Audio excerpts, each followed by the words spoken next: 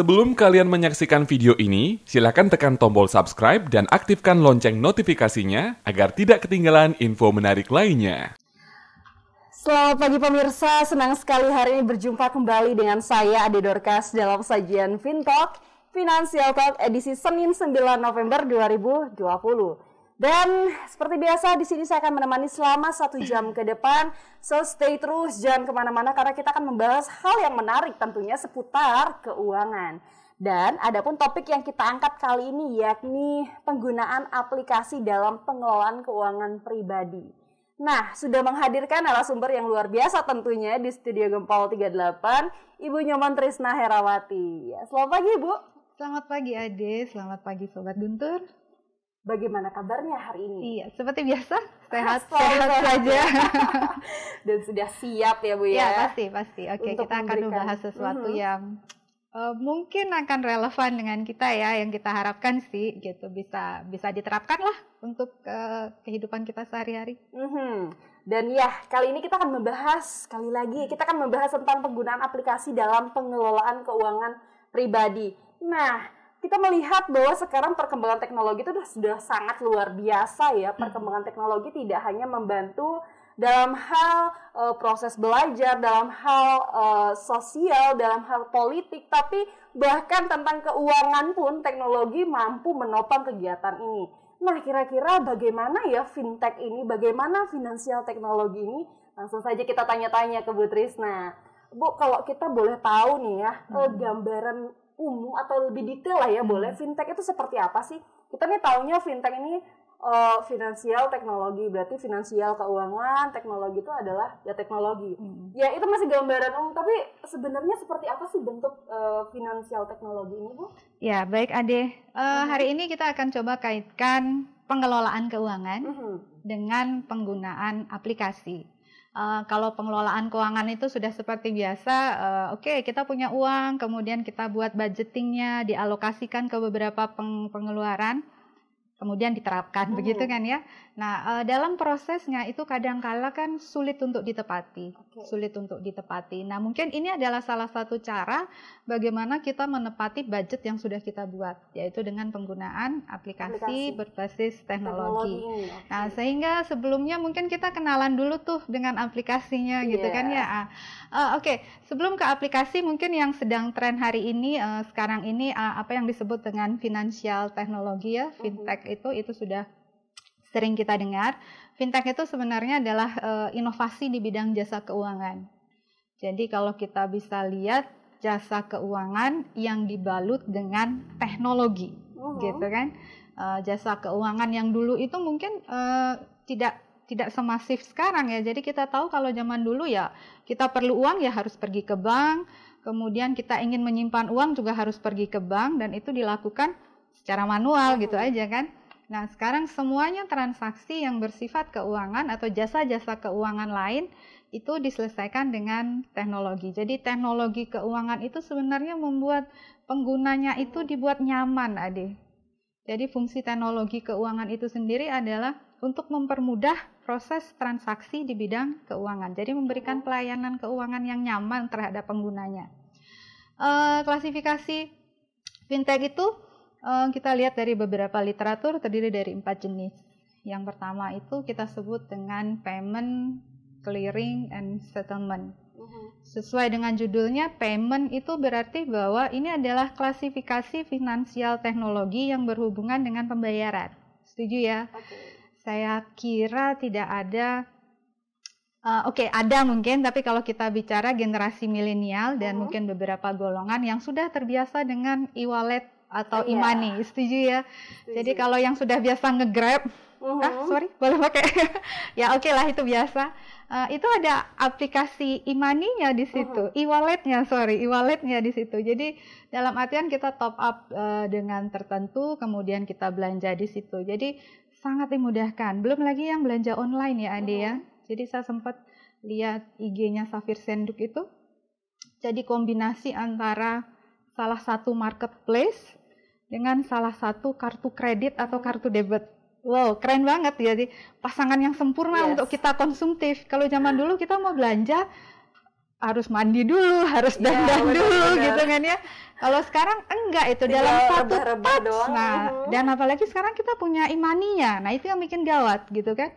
Selama saldonya ada di situ, ya sudah terjadilah gitu. Jadi harus budgetingnya harus benar-benar kuat itu gitu. Jadi dalam artian bahwa dalam fintech klasifikasi payment, clearing, and settlement ini sebenarnya mempermudah kita untuk melakukan transaksi pembayaran menggunakan jasa online gitu. Terus yang kedua kita mengenal juga P2P and crowdfunding, peer-to-peer lending and crowdfunding. Kemarin kita sempat seminar ya, bahwa ada salah satu perusahaan itu sudah memanfaatkan platform P2P. Jadi P2P itu bagi beberapa usaha mikro, kecil, menengah itu sudah menjadi salah satu alternatif untuk funding. Jadi untuk memperoleh dana gitu kan ya, jadi memperoleh pinjaman melalui itu gitu. Dan sebenarnya P2P ini juga bisa dari sisi investasi. Jadi kalau kita mau invest juga sebenarnya bisa melalui platform P2P. Dengan P2P kita biasanya dikasih memilih beberapa alternatif usaha yang kita prediksikan cukup bagus untuk kita danai. Nah itu. Sedangkan kalau crowdfunding itu sistemnya adalah pembiayaan bersama. Nah itu juga menggunakan platform. Ada beberapa banyak platform yang ya tidak bisa kita sebutkan juga ya. Tapi oke, ada. Terus kalau memang ingin tahu dengan itu sangat mudah, kita bisa klik Google saja sebenarnya. Sangat mudah, kemudian ada trialnya biasanya. Ada uji coba untuk melakukan itu. Itu yang kedua ya. Jadi yang pertama payment. Kemudian P2P. Nah, kemudian yang ketiga itu kita juga kenal yang namanya fintech berbasis market aggregator. Market aggregator ini hanya semacam layanan untuk memberikan pembandingan jasa keuangan.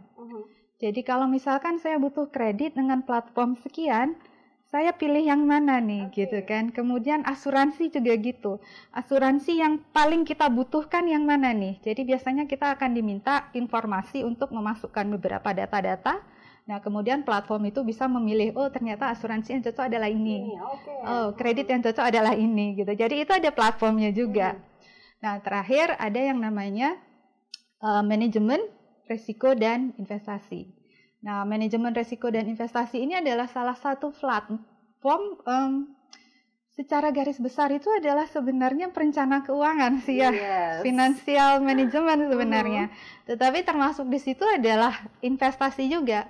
Jadi ada platform yang memang ditujukan untuk berinvestasi dan memanage risiko sesuai dengan karakteristik kita. Jadi sebelum kita berinvestasi ada beberapa item pertanyaan yang memang harus diisi dulu. Nah biasanya item pertanyaan itu akan mengklasifikasikan profil kita apakah termasuk yang moderat atau yang agresif dan lain sebagainya. Kemudian dimasukkan juga budget kita berapa dan kemudian ada beberapa pilihan investasi. Di samping itu juga di platform fintech ini juga sebenarnya ada semacam pengelolaan keuangan juga. Kayak ada juga seperti itu. Jadi ada dalam artian bahwa ada begitu banyak platform sebenarnya yang bisa kita manfaatkan untuk pengelolaan keuangan. Mulai dari payment tadi, pembayaran. Nah, ini untuk pembayaran hati-hati karena itu benar-benar memanjakan kita. Terus yang kedua, kalau misalkan kita membutuhkan dana di luar bank, kita bisa menggunakan jasa P2P atau crowdfunding. Tapi sekali lagi harus dicek keabsahannya juga, kemudian harus didetail kita cek pengguna aplikasinya seperti apa. Kemudian market aggregator itu lebih kepada informasi secara umum gitu ya. Bisa untuk finansial juga sebenarnya itu, dan yang terakhir adalah manajemen investasi dan risiko. Ya, seperti mungkin itu gambaran kasar ya tentang fintech. Ya, kami kalau kita masukkan satu-satu, wah itu materinya padat banget. Iya betul. Dan seperti yang tadi sudah dijelaskan, ternyata fintech ini nggak cuma bahas ya udah finansial teknologi, tapi ini ada banyak klasifikasinya lagi ya. Tentu kalau kita cuma tahu ini adalah teknologi yang membantu tentang keuangannya, berarti ada banyak hal yang bisa dilakukan dengan aplikasi-aplikasi dan kemajuan teknologi ini. Nah, kali ini kita akan membahas tentang aplikasi pengelolaan keuangan ini yang memanfaatkan fintech ini. Ya, kira-kira misalkan dari keempat yang tadi itu, Bu ya, apakah ini masuk dari salah satu bagian fintech ini, Bu? Hari ini kita akan membahas tentang pengelolaan keuangan menggunakan aplikasi, dan aplikasi itu adalah aplikasi yang saya maksud di sini adalah aplikasi untuk pencatatan kas masuk dan kas keluar, Ade. Jadi cash flow saja. Meskipun kalau saya sempat baca tapi belum sempat browsing secara deep ya, jadi belum pernah masuk tapi hanya baca sepintas itu sebenarnya untuk aplikasi itu sangat jenisnya tuh sangat macam-macam sesuai dengan kebutuhan kita gitu. Jadi kalau misalkan di perencanaan keuangan kita memiliki beberapa jenis hutang atau kita ada cicilan yang harus dibayar, nah kita pilihlah aplikasi yang menyediakan platform untuk hutang itu sendiri gitu. Kalau sepintas yang saya baca ya memang ada beberapa platform yang menyediakan pilihan dalam menentukan jumlah bunga atau jumlah angsuran yang akan kita pilih gitu. Kemudian juga setelah kita cicil sisanya ada berapa, saldonya ada berapa gitu kan. Nah, itu semua bisa disediakan melalui platform yang tersedia. Tetapi kalau misalkan kita hanya ingin menggunakan aplikasi itu untuk catatan kas masuk dan kas keluar saja, itu pilihlah aplikasi yang sederhana gitu. Biasanya ada gambaran babi di situ, kemudian ada gambar uang. Tapi kalau misalkan kita ingin tahu dari ratingnya itu sebenarnya klik saja Google kan. Kita bisa klik Google, kemudian kita cari aplikasi pengelolaan keuangan atau aplikasi catatan keuangan. Itu biasanya akan keluar 10 teratas aplikasi yang paling banyak digunakan. Aplikasi yang paling banyak digunakan. Nah, kita bisa pilih salah satu yang sesuai saja dengan karakteristik kita gitu, sesuai dengan gaya kita atau style kita dan kebutuhan kita gitu, Ade. Ya, jadi bagaimana sih perbedaan dari pengalihan kita nih yang dulunya pencatatannya tradisional, jadi nyatetnya ya di buku gitu ya, nyatetnya hari ini beli beras sekian. Iya, betul. Nah, sekarang dialihkan ke teknologi. Ya. Ini apa yang akan membedakannya, Bu? Ya, oke. Sebelum itu kita ke catatan keuangan dulu ya, Ade ya. Karena saya merasa bahwa mungkin tidak semua orang setuju dengan pendapat saya. Dalam artian, ngapain sih kita repot buat catatan keuangan, betul nggak ya? Ya, jadi mungkin itu ada di salah satu kuesioner saya juga waktu saya buat riset tentang perilaku keuangan, bahwa salah satu perilaku keuangan yang baik, salah satunya ini adalah membuat catatan keuangan gitu. Jadi ada berapa orang sih yang sebenarnya tuh sangat tertib atau disiplin untuk membuat gaji saya uang masuk sekian gitu. Terus setiap hari dia keluar sekian. Berapa orang sih? Nah, ternyata kan nggak banyak juga gitu kan. Terus alasannya macam-macam. Setelah saya tanya beberapa teman, ini kan uang saya, buat apa saya repot ya gitu. Terus yang kedua, ribet sekali, saya masa baru pulang saya harus ngambil kertas lagi gitu kan. Belum lagi saya nggak ngerti yang gitu-gitu. Jadi ada begitu banyak alasan kenapa orang tidak membuat catatan keuangan. Saya berberi buat Ade. Beberapa belakangan ini sih, setelah saya membaca, ternyata manfaatnya ada gitu kan. Jadi saya browsing tuh, apa sih sebenarnya manfaat dari kita membuat catatan keuangan ini gitu kan. Manfaat yang pertama adalah kita pasti akan tahu bahwa seperti yang saya bilang, kondisi keuangan kita sehat atau tidak sehat gitu kan. Kondisi yang sehat adalah tentu saja bahwa pengeluaran kita itu harus lebih kecil dari penghasilan. Tidak lebih besar pasak daripada tiang, selalu begitu. Itu bisa kita tahu kalau kita punya track recordnya, setuju kan ya? Jadi dalam artian kalau kita abai, dalam artian bahwa ya sudahlah kita belanja, kalau habis pikirkan nanti saja gitu kan. Kalau kita pengen tracer sebenarnya saya borosnya di sebelah mana sih? Betul. Kenapa uang saya kok habisnya selalu tanggal 20 nih gitu. Nah, cobalah sekali-sekali untuk membuat catatan keuangan itu gitu. Jadi yang pertama adalah kita bisa tahu bahwa kondisi keuangan kita sehat atau tidak. Terus yang kedua, dengan mengetahui cash flow itu sendiri, kas masuk dan kas keluar itu sendiri, sebenarnya kita bisa membuat semacam pengambilan keputusan. Kita bisa membuat semacam budgeting sebenarnya di situ. Kalau merasa bahwa pengeluaran saya sudah saya mepetkan banget. Jadi saya merasa bahwa saya tidak mengeluarkan pengeluaran yang tidak seharusnya. Semua adalah kebutuhan, nggak ada keinginan satu peser pun. Berarti yang salah adalah penghasilannya yang tidak terlalu tinggi gitu. Sehingga apa yang dilakukan adalah oke, kita akan mencari beberapa alternatif penghasilan yang lain. Ya, di situ tentu saja diperlukan kreativitas dan usaha. Di mana ada niat, di situ ada jalan gitu mungkin ya. Jadi ya harus diniatin dulu lah gitu. Kalau sekarang kita lihat banyak orang berusaha tuh. Jadi kalau saya punya WhatsApp group, ada beberapa yang lagi musim ini mau PO gitu kan. Jadi ya jaringannya harus lebih diperluaskan lagi gitu. Jadi ya itu dia gitu. Jadi kita bisa manage bahwa saya harus meningkatkan pendapatan. Terus yang kedua, jika merasa bahwa pendapatannya udah oke, ternyata setelah diterisar, ternyata ya saya seringan ternyata saya suka kalap. Nah itu kan berarti kita harus maintain di budget lagi gitu. Jadi itu juga kita bisa tahu dengan membuat catatan keuangan. Jadi setelah kita mengetahui dalam 1 bulan itu bagaimana kondisi pendapatan dan pengeluaran kita bisa membuat budgeting ulang gitu. Kita bisa membuat perencanaan keuangan lagi. Kemudian yang ketiga, ini hubungannya ke investasi. Jadi sebenarnya dari cash flow itu kita juga bisa manage investasi kita seperti yang saya bilang tadi. Ternyata ada dana lebih yang seharusnya kita bisa untuk kita tanamkan lagi di investasi. Kita benar-benar memilih mana investasi yang memang return-nya bisa menambah penghasilan kita, bisa menambah pundi-pundi atau pendapatan kita gitu. Jadi fungsi yang ketiga adalah kita bisa mengkalkulasi kembali berapa investasi atau tabungan yang nanti akan kita prediksi. Nah, yang keempat itu ide saya sendiri saja sih. Oke, yang keempat adalah saya merasa bahwa catatan itu turut menjadi penyumbang keharmonisan sebuah rumah tangga. Tapi terus terang, dulu saya boleh cerita ya. Dulu saya sempat tinggal dengan bibi saya. Dulu saya masih SMP SMA, tinggal dengan bibi saya di Denpasar. Kalau saya lagi lancong ke Denpasar, bibi saya adalah ibu rumah tangga. Kemudian suaminya yang bekerja, jadi bibi saya full ibu rumah tangga yang mengurus rumah tangga dan anak-anak tentu saja gitu. Dia begitu disiplinnya dalam membuat catatan keuangan.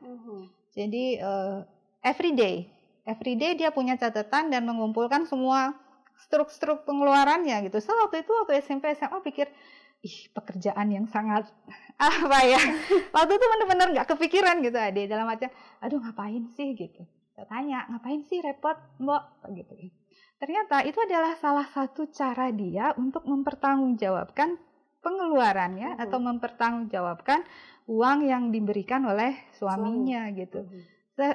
Sehingga suaminya itu tidak akan pernah merasa bahwa ada sesuatu yang salah dengan keuangannya gitu kan. Jadi kalau misalkan suami ini kejadian kabut pisi gitu misalkan kan, ini loh buktinya. Jadi jangan salah kalau sekarang harga beras yang dulu mungkin 10.000 sekarang udah jadi 15.000 atau 13.000. Nah, jadi hal-hal semacam itu mungkin yang suami itu nggak begitu tahu bahwa kenaikan harga atau adanya pengeluaran-pengeluaran yang mungkin di luar dari prediksinya dia itu bisa kita pertanggungjawabkan. Nah, ini terutama untuk memang istri-istri yang diberikan tanggung jawab untuk mengelola keuangan gitu. Dalam artian bahwa buatlah masalah keuangan tidak menjadi masalah dalam sebuah keluarga. Biarkan masalah yang lain gitu ya. Enggak seperti itu juga gitu. Tapi dalam artian bahwa keuangan itu dalam keluarga juga menjadi salah satu bentuk keharmonisan. Bagaimana uang itu diatur, bagaimana uang itu bisa dimanage, bagaimana uang itu bisa dikomunikasikan antar suami dan istri, itu sangat bagus sekali sebenarnya, sehingga tidak ada kecurigaan. Semacam itu. Jadi saya pikir itulah salah satu poin penting dari kenapa kita harus membuat catatan keuangan. Nah, baru sekarang jawab pertanyaannya Ade yang tadi ya, Ade. Peralihan dari bagaimana kita mencatat keuangan yang manual itu ke digital atau penggunaan aplikasi gitu. Kalau dulu catatan manual sih memang seperti itu. Kita punya buku kasnya. Buku kasnya ya, Ade. Jadi dalam artian setiap kita ada uang masuk, kita catat sebagai kas masuk di debit itu. Kalau nggak ngerti debit ya sudahlah, tulislah kas masuk, kas keluar gitu kan. Kas masuk, kemudian kas keluar ya tentu saja pada saat kita berbelanja, kita kumpulkan struknya, kalau ada struknya, kalau tidak ya diingat saja. Contoh kalau kita ke pasar gimana mau cari struk kan, cuman kita ingat aja bahwa saya ke pasar belanjanya sekian, ya itu harus dicatat aja gitu, sehingga kita bisa mengetahui sampai akhir bulan berapa sih nih gitu kan. Nah kalau di aplikasi ini yang saya bilang, saya menggunakan salah satu aplikasi yang sangat memudahkan saya sih sebenarnya, dan bisa tracking juga sebenarnya pengeluaran saya udah sampai mana gitu. Pilihlah salah satu aplikasi yang biasanya memang sudah menyediakan fitur-fitur itu.